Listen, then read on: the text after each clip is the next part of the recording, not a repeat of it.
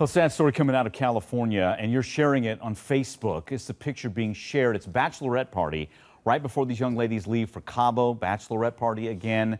Well, while they're there, hurricane hits at the resort town. Now, the bride spoke to her fiance shortly after the hurricane hit, but these women have not been heard from since. Now, again, people sharing this online, hoping to help find these young ladies. The families also said they're having trouble getting any help from down in Cabo San Lucas.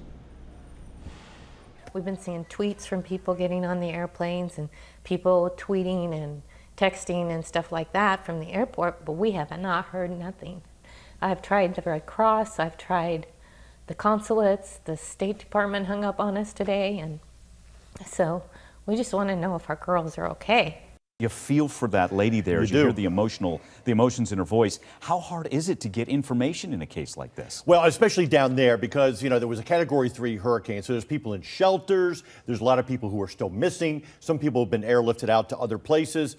I think after everything kind of settles down, and maybe the girls might be at a shelter, and because when you have a storm like this, you don't also have any cell coverage down there. A lot of cell towers were damaged.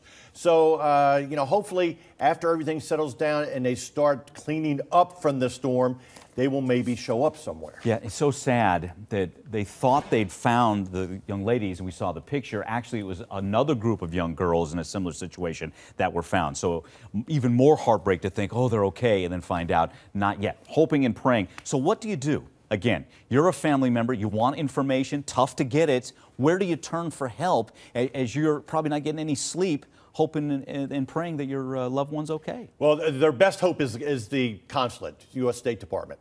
But after a while, if you still haven't heard from them, then I would contact the State Department. I'd also contact the FBI because the FBI does have offices in Mexico. They have a legal attaché that will liaison with the police if they're not getting any help from the State Department. You hear after the hurricane, fiance, they speak back and forth. Right. So that's a good sign. That's a great sign. So it could be they just can't have, there's no cell service and they can't really communicate. Right, with and anybody, and the cell phone might have gone dead. There's no place to plug in because there might not be any electricity. There's a lot of different things, that could have. But, if everything plays out, go back to the hotel, try to contact the hotel where they were staying after they maybe get electricity, phone service back, because you just look at the devastation here, Mike.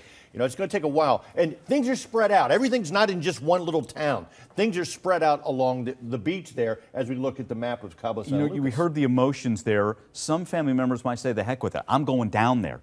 Would you advise that? Is that, Yeah, if it were one of my kids, I guarantee you I would probably be on a plane on the way down there to see, okay, what happened? Contact the local authorities and contact U.S. State Department there in Cabo to find out, okay, where are these people? Are they at a hospital? Are they at a police station? Are they at one of the shelters? But again, they are still kind of in cleanup mode down there because of that Category 3 hurricane.